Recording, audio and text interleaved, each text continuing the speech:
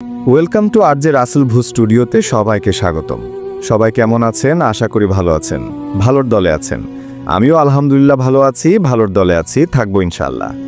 তো আজকে আমি আপনাদের মাঝে তুলে ধরব এমন একটি সত্যিকারের ভয়ঙ্কর এক ভূতের ঘটনা, যা অতি ভয়ঙ্কর। তো চলুন শুরু করা যাক। ঘটনাটা 2021 সালের মাঝামাঝি সময়ে। তখনও কোভিডের ভয়াবহতা পুরোপুরি শেষ হয়নি। আমার চাকরি চলে গিয়েছিল আগেই, তাই বাধ্য হয়েই ফিরে আসতে হয়েছিল গ্রামের বাড়ি, কুমিল্লার এক পুরনো ইউনিয়নে, নাম মিয়াজিপুর। এখানে আমার দাদা বাড়ি। বাড়ি বলতে কয়েক বিঘা জমির ওপর পুরনো দোতলা একটা পাকা বাড়ি, যা এখন অনেকটাই পরিত্যক্ত। বাবা মারা গেছেন বছর 5। মা থাকেন ঢাকায় ছোট ভাইয়ের সঙ্গে। এই বাড়িতে এখন শুধু থাকে আমাদের এক আত্মীয়, আমার ছোট চাচা আব্দুস সালাম আর তার স্ত্রী রাহেলা চাচি। তবে গল্পটা আসলে আমাকে ঘিরে নয়। শুরু হয়েছিল পাশের বাড়ির এক ছেলের, নাম তানভীর। তানভীর আমার স্কুল জীবনের বন্ধু ছিল। ছোটবেলায় আমরা একসঙ্গে অনেক সময় কাটিয়েছি, কিন্তু হঠাৎ করেই একদিন সে নিখোঁজ হয়ে যায়। তারপর 4 বছর পর যখন সে ফিরে এলো, তখন সে ঘুমাচ্ছিল। হ্যাঁ, আপনি ঠিকই শুনেছেন, সে ফিরে এসেছিল ঘুমন্ত অবস্থায়, এবং সেই ঘুম আর ভাঙেনি আজও না। তানভীরের পরিবার একটু গম্ভীর স্বভাবের ছিল। ওর বাবা আজিজ সাহেব ছিলেন একজন কড়া ধাঁচের মানুষ। মা রোকসানা আপা ছিলেন একেবারে ঘরকুনো, কারোর সঙ্গে বেশি মেশেন না। তানভীর ছিল মেধাবী, শান্তশিষ্ট আর ভদ্র ছেলে। 2017 সালের ডিসেম্বরের এক রাতে তানভীর নিখোঁজ হয়। রাত 11টার পরে সে বাইরে গিয়েছিল এক বন্ধুর ফোন পেয়ে। তারপর আর ফেরেনি।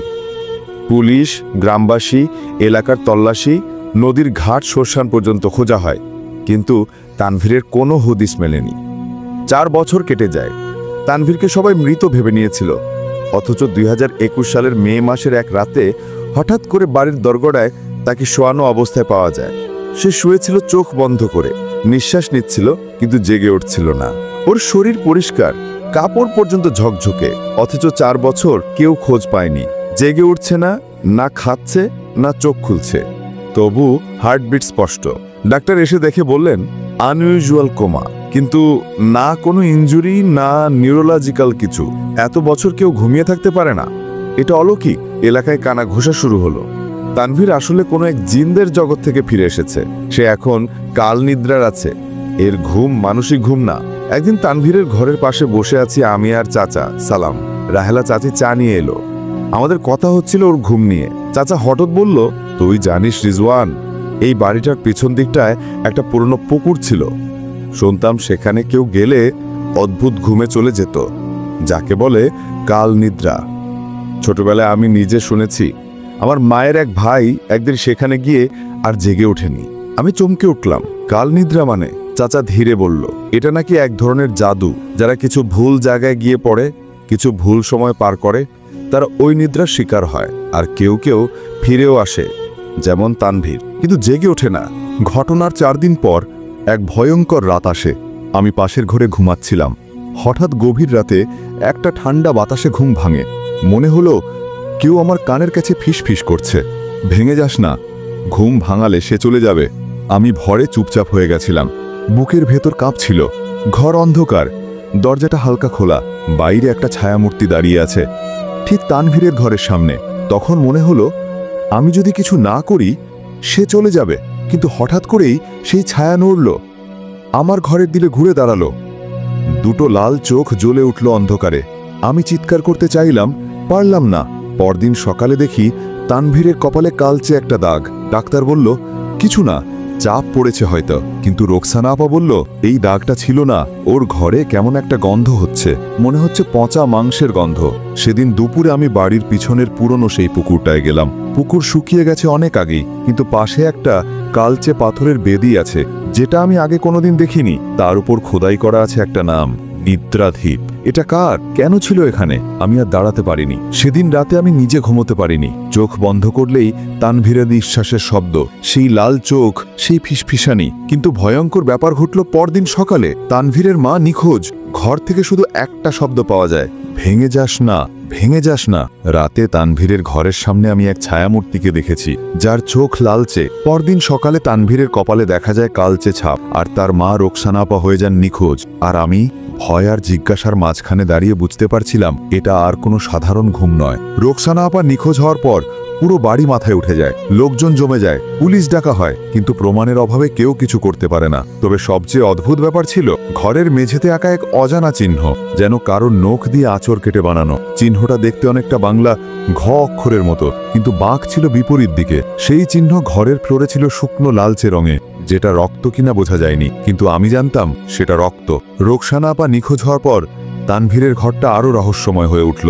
মাঝরাতে কেমন কেমন শব্দ হতো, ছাদে হাঁটার শব্দ, ঘরের দরজা নাড়ানোর আওয়াজ। আমার চাচা সালাম সাহেব বলেন, এই ঘরের ভেতর কিছু একটা আছে রে। আমি রাতে পেশাব করতেও বাইরে বেরোই না। আমি ঠিক করলাম এক রাত ওর ঘরের সামনে বসে থাকবো, দেখতে চাই সত্যি কিছু হয় কিনা। তানভীরের ঘরের দরজা বন্ধ, আমি বাইরে বসে আছি চুপচাপ। হঠাৎ একটা ঠান্ডা বাতাস আমাকে ছুঁয়ে গেল। তারপর ভেতর থেকে ভেসে এলো একটা আওয়াজ, হাঁটছে, হেঁটে বেড়াচ্ছে, ঘুমিয়ে আছে, কিন্তু আসে বাইরে। আমি ভয় পেয়ে গেলাম, কাঁপতে কাঁপতে ভেতরে উকি দিলাম, আর যা দেখলাম আজও ভুলতে পারিনি। তানভীর ঠিক আগের মতোই শুয়ে আছে, কিন্তু তার ছায়া হাঁটছে ঘরের ভেতর। হ্যাঁ, ছায়া। ওই ঘরের দেয়ালে, জানালায়, খাটের পাশে ঘুরছে একাধিক ছায়া মূর্তি। তার মধ্যে একটা ছায়া বারবার খাটের নিচে যায় আর বেরিয়ে আসে। ঘুম ভাঙে না। পরদিন আমি গেলাম গ্রামের সবচেয়ে বয়স্ক লোক আব্দুল করিম দাদার কাছে। তিনি প্রায় 90 বছরের বৃদ্ধ, চোখে ঝাপসা দেখেন, কিন্তু স্মৃতি অদ্ভুতভাবে পরিষ্কার। আমি যখন সব বললাম, উনি একদম চুপ হয়ে গেলেন। তারপর বললেন, তোর বন্ধুরে নিদ্রাধীপ ধরেছে। একবার এই ঘুমে কেউ পড়ে গেলে তার শরীর জেগে থাকে, আত্মা বন্দী হয়। আত্মা চেষ্টা করে ফিরে আসতে, কিন্তু যদি বাড়ির কেউ তাকে ডাকে তবে সে বাড়ির আরেকজনকে নিয়ে নেয়। আমি ভয় পেয়ে বললাম, রোকসানা আপা কোথায় তাহলে? তিনি চোখ বন্ধ করে বললেন, সে হয়তো এখন তোর বন্ধুর ঘুমের গভীরে, স্বপ্নের ঘর দুয়ারে। সেই ঘুম তাকে আটকে রেখেছে। সেদিন রাতে আমি একটা ভয়ানক স্বপ্ন দেখি। আমি একটা ঘন জঙ্গলের ভেতর হাঁটছি, পাশে একটা নদী, যার পানি কালো। নদীর ওপারে একটা ছায়া দাঁড়িয়ে, লম্বা, চুলে মুখ ঢাকা। আমি চিৎকার করে বলি, তুই কে? সে ধীরে মুখ তোলে, আর আমি দেখতে পাই সেটা রোকসানা আপা, কিন্তু তার চোখ দুটো ফাঁকা, কালো গর্তের মতো। তিনি বলেন, আমাকে ঘুমিয়ে রেখেছে, তুমি দেখবে পরেরটা তুই। আমি চিৎকার করে ঘুম ভাঙাই, কিন্তু তখনও আমি বালিশের পাশে সেই শব্দ শুনতে পাই, ভেঙে যাস না। পরদিন সকালে আমি আবার গেলাম তানভীরের ঘরে। ওর খাটের নিচে একটা পুরনো কাঠের বাক্স পাওয়া গেল। বাক্সটা খুলে দেখি ভিতরে কয়েকটা পুরনো তাবিজ, লাল কাপড়ে মোড়া একটা পুঁথি, একটা কাঠের মুখোশ, যেটার চোখে ছিল সাদা পাথরের মতো বসানো কিছু, আর ছিল একটা চিরকুট, যাতে লেখা, যদি কালো নিদ্রা ভাঙাও সে জাগবে না, বরং অন্য কেউ চিরনিদ্রায় যাবে। ঘটনার 7 দিন পর রাতে হঠাৎ এক চিৎকারে সবাই ছুটে আসে তানভীরের ঘরে। ওর চোখ খুলে গেছে, কিন্তু ওর চোখের দৃষ্টি ভয়াবহ, ফাঁকা, হিংস্র, অচেনা। সে শুধু বলল, আমি তানভীর নই, আমি ঘুমের প্রহরী। আর সঙ্গে সঙ্গে সে আবার চোখ বন্ধ করে ফেলে, নিঃশ্বাস বন্ধ হয়ে যায়। মৃত।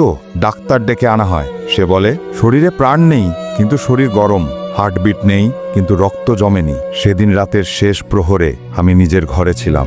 ঘুমের মধ্যে আমার ঘাড়ের শীতল কিছু একটা ছুঁয়ে গেল। চোখ খুলে দেখি তানভীর আমার সামনে দাঁড়িয়ে, কিন্তু ঘুমন্ত চোখে। সে বলল না কিছু, শুধু তার ছায়াটা আমার বুকের ওপর দিয়ে পা বাড়িয়ে বেরিয়ে গেল দরজার ফাঁক দিয়ে। আর তখনই আমার মনে হলো, পরবর্তী শিকার আমি। তানভীরকে আবার ঘুমন্ত অবস্থায় পেয়ে আমরা ওকে পুরনো ঘরের এক চিলেকোঠায় নিয়ে রাখি, কারণ তখন থেকে ওর শরীর থেকে এক ধরনের কাঁচা গন্ধ ছড়াতে শুরু করে। রাতে আমার ঘুম হচ্ছিল না। আমি দরজা বন্ধ করে বিছানায় বসেছিলাম।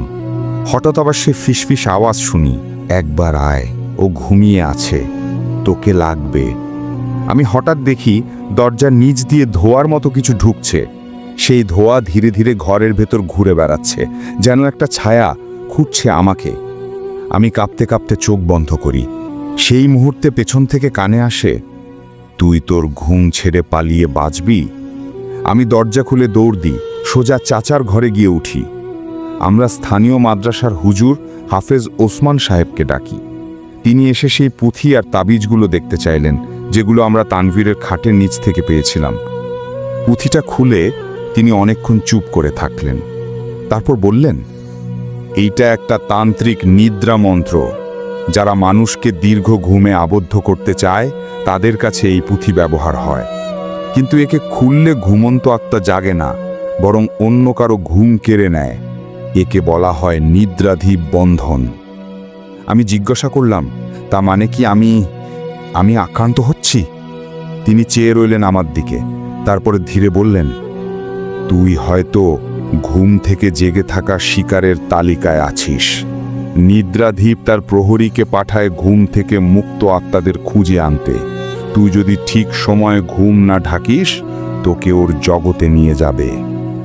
তানভীরকে আবার মৃত ভেবে শবও ঘরে নেওয়া হয়, কিন্তু ডাক্তার আবার হতবাক। শরীর ঠান্ডা, হার্টবিট নেই, তবু পচে না। আমি হঠাৎ বলে ফেলি, চাচা, আমরা যদি ওর দেহটা পুকুরের সেই পাথরের বেদিতে রাখি? সালাম চাচা মাথা নাড়লেন, ভয় পেলেও রাজি হলেন। আমরা রাত 1টায় তানভীরের দেহটি সেই নিদ্রাধীপ লেখা পাথরের বেদিতে রাখলাম। অদ্ভুতভাবে চাঁদের আলো তখন গাঢ় লাল। হঠাৎ পাথর থেকে শব্দ হলো, ঘুম এখন আর ঘুম নয়, সে রক্ত চায়। তানভীরের দেহ কেঁপে উঠল, তার চোখ খুলে গেল, কিন্তু সেটা তানভীর ছিল না। তানভীর দাঁড়িয়ে গেল, তার দেহ যেন কাঁপছে কোনো অদৃশ্য শক্তিতে। তার মুখ থেকে এক অচেনা ভাষায় শব্দ আসছে। আমাদের দিক তাকিয়ে সে বলল, আমি ঘুমকে পাহারা দেই, যে জেগে থাকে সে হারায়। এখন তুই আয় রিজওয়ান, তোর ঘুম শেষ, তুই তো আমার নাম জানিস। আমি আর চাচা চিৎকার করে পেছনে সরে যাই। তখন হাফেজ ওসমান ছুটে এসে আয়াতুল কুরসি পড়তে পড়তে থাকেন। তানভীরের শরীর কাঁপতে কাঁপতে একসময় নিস্তেজ হয়ে পড়ে যায়। হাফেজ সাহেব বললেন, এই পাথরে যাদের দেহ রাখা হয় তারা আর কখনো জাগে না। এ হচ্ছে এক পুরনো অভিশাপ, হয়তো কোনো তান্ত্রিকের রক্তমন্ত্র। তোর বন্ধুর আত্মা হারিয়ে গেছে সেই ঘুমের অতলে। তানভীরকে সেই বেদিতেই কবর দেওয়া হয়। তার শরীর পচেনি, কিন্তু জীবনও নেই। আর সেই রাত থেকে গ্রামের মানুষ ঘুমের ভয় পেতে শুরু করে।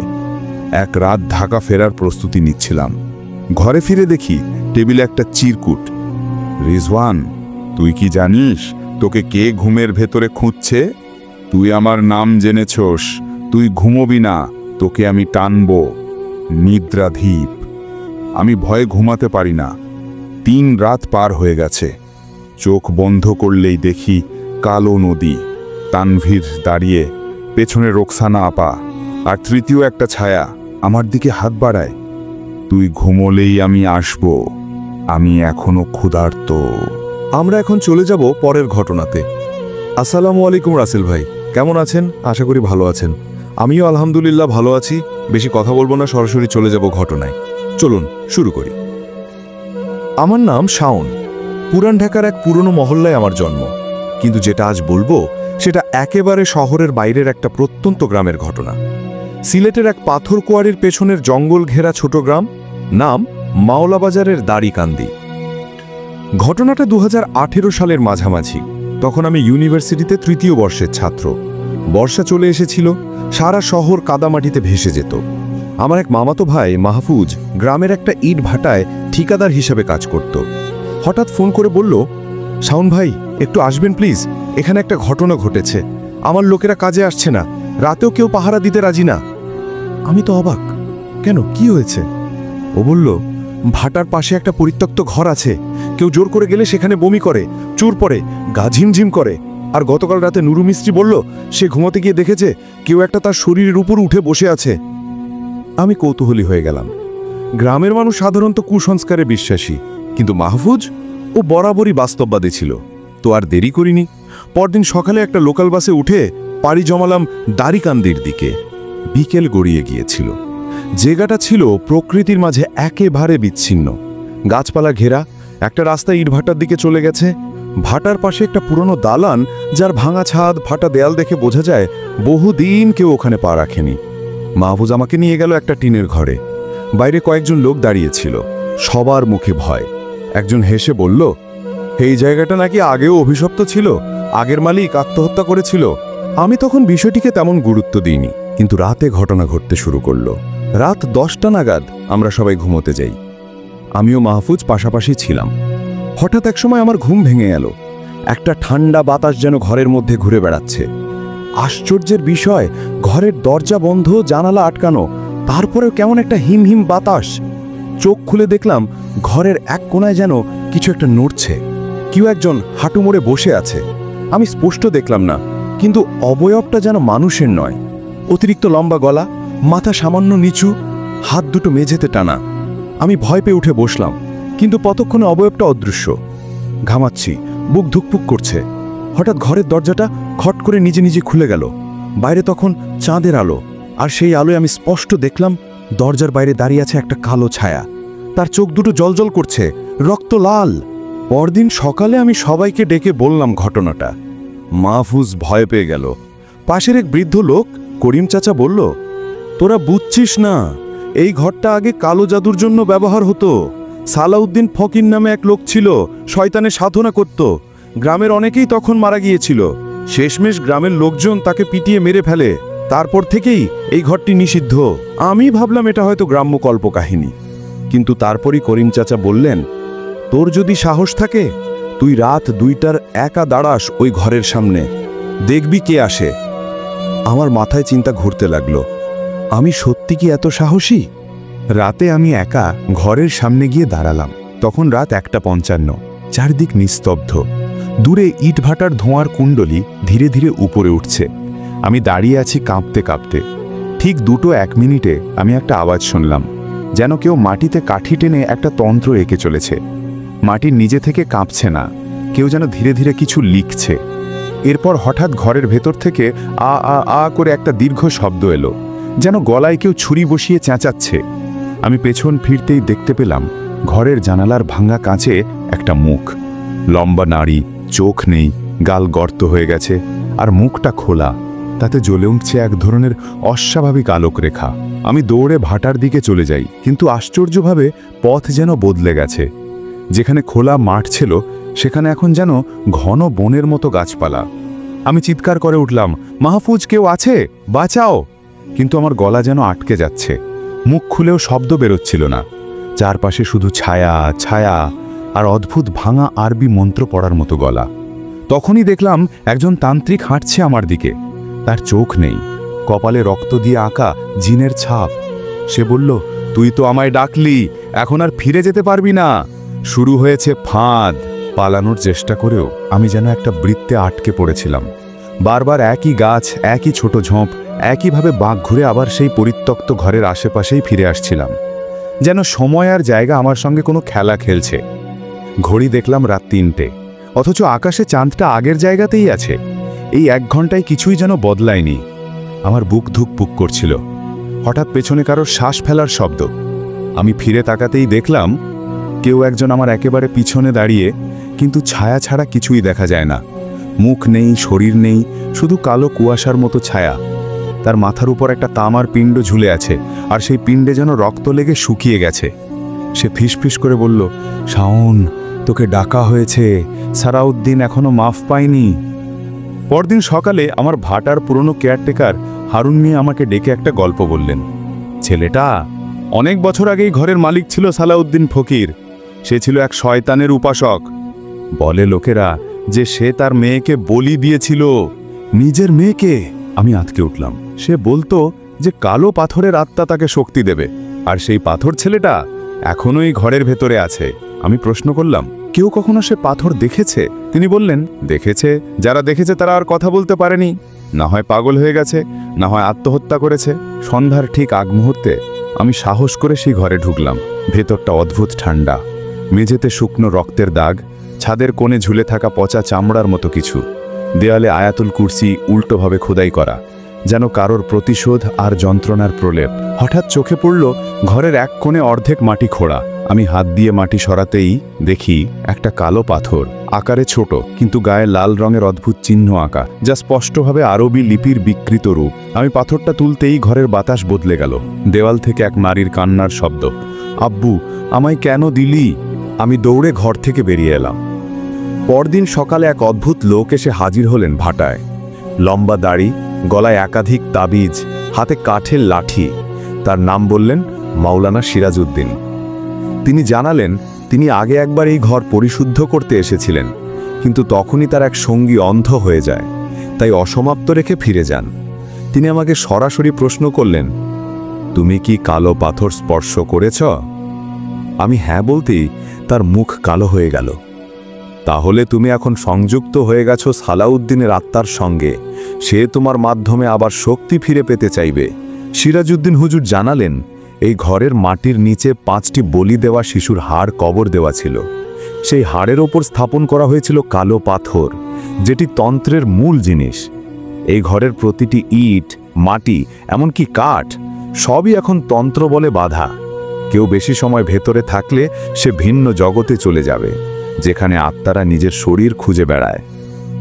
পরের রাতে আমি আবার ঘুমিয়ে পড়ি আর স্বপ্নে দেখি আমি সেই ঘরের ভেতরে আটকে আছি। কিন্তু এবার আমি মানুষ নই, আমি যেন একটা ছায়া, অন্য একটা ছায়ার সঙ্গে কথা বলছি। একটা কণ্ঠ বলল, তোর শরীরটা আমি নেব, আমি ফিরে যাব, আমার মেয়ের আত্মা এখনো ক্ষুধার্ত।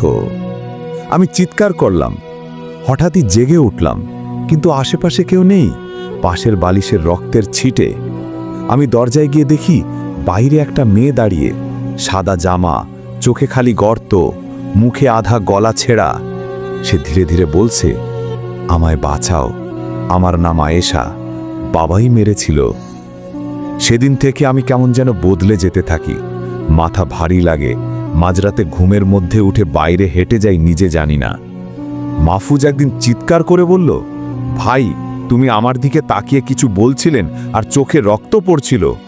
আমার মুখে কিছু খুঁজে পেল না সে, কিন্তু বলল, তোমার কণ্ঠ কারো অন্যরকম, বুড়ো কারো মতো। মাওলানা সিরাজউদ্দিন একটি কবর খননের প্রস্তাব দিলেন সালাউদ্দিনের পুরনো দেহাবশেষের খোঁজে। 3 জন লোক নিয়ে কবর খোঁড়ার কাজ শুরু হলো। হঠাৎই বেলচা লেগে গেল একটা লোহার সিন্দুকে।